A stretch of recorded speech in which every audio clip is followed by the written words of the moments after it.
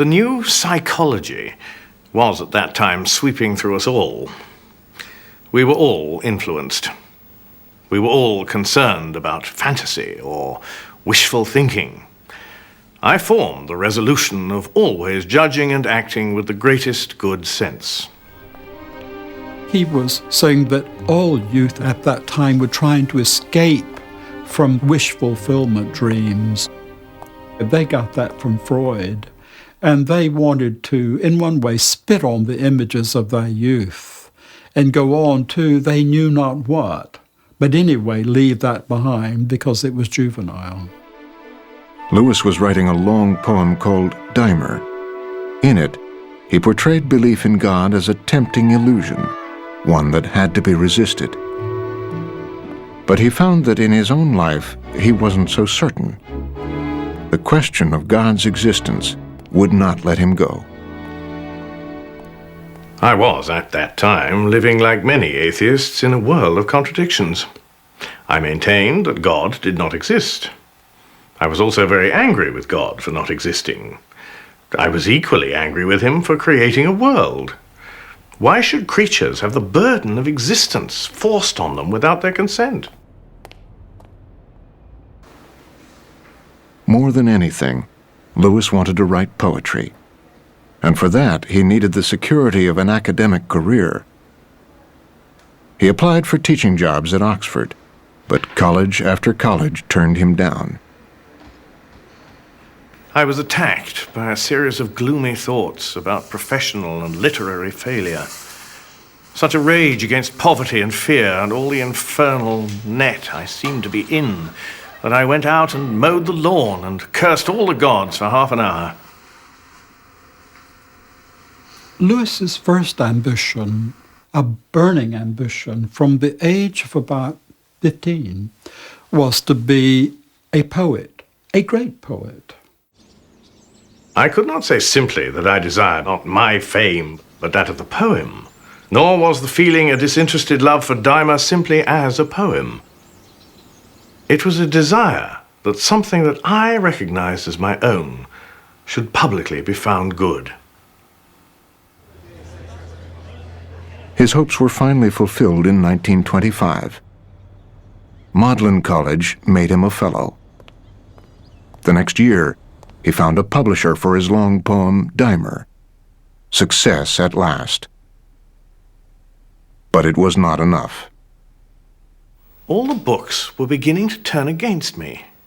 Indeed, I must have been as blind as a bat not to have seen, long before, the ludicrous contradiction between my theory of life and my actual experiences as a reader. The most religious were clearly those on whom I could really feed. The poetry he really cared about was not Ezra Pound and Gertrude Stein. All these years, the greatest pleasure he ever had was from Christian poetry. Things like Spencer, Milton, all of these great poets. And yet he found out that he was reading them, as he later said, with the point left out. The same thing was happening with his friends. The people he thought he should have liked were the college atheists. But the ones he really liked were Tolkien, a practicing, very devout Catholic. Oh, and Barfield, who asked all the right questions. I can only describe it as the great war between Barfield and me. When I set out to correct his heresies, I find that he had decided to correct mine. And then we went at it, hammer and tongs, far into the night. Night after night. Barfield believed that the imagination plays a very important part in how we know. He rejected the model that science is the only way to truth, to acquiring truth. He felt that the imagination lay behind even the work of science. It gave meaning to propositions. And so he felt that Lewis was missing out in his whole approach to reality on what made knowledge possible. I was suddenly compelled to read the Hippolytus of Euripides.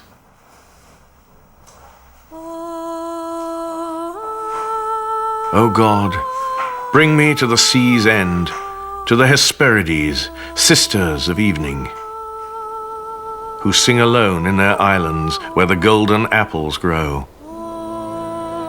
And the Lord of oceans guards the way from all who would sail into their night blue harbors. Let me escape to the rim of the world, where the tremendous firmament meets the earth, and Atlas holds the universe in his palms. For there, in the palace of Zeus, wells of ambrosia pour through the chambers, while the sacred earth lavishes life, and time adds his years only to heaven's happiness. I was off once more into the land of longing, my heart at once broken and exalted as it had never been since the old days. I was overwhelmed. I called it joy. When Lewis talks about joy, he talks about something that he labels the central theme of his whole life. But what he means by joy is not the satisfaction of a desire, but a desire that is more desirable than any satisfaction. There was no doubt joy was a desire. But a desire is turned not to itself, but to an object. I had been wrong in supposing that I desired for joy itself.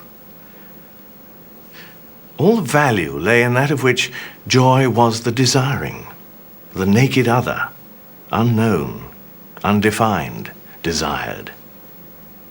I did not yet ask, who is desired?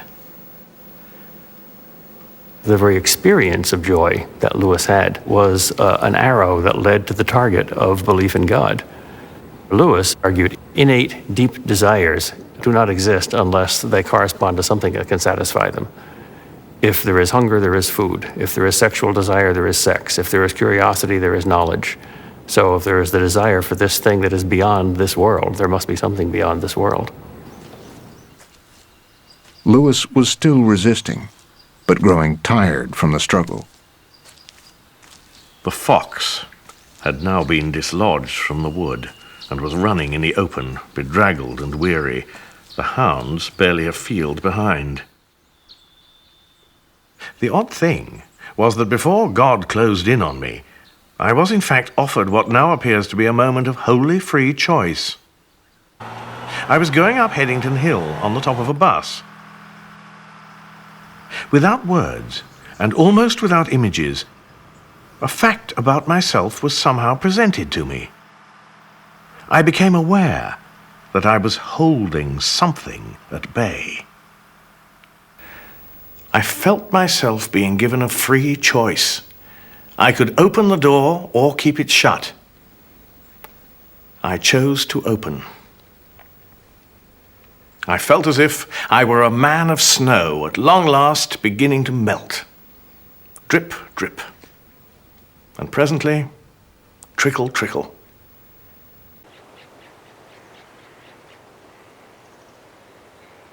I had always wanted, above all things, not to be interfered with. I had wanted, mad wish, to call my soul my own. I had been far more anxious to avoid suffering than to achieve delight.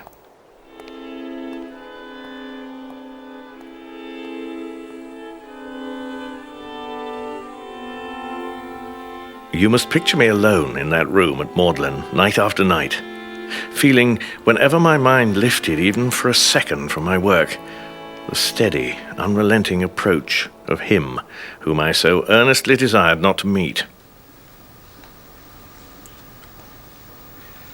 Total surrender.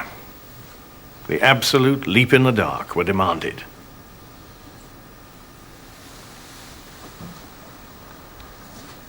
I gave in and admitted that God was God.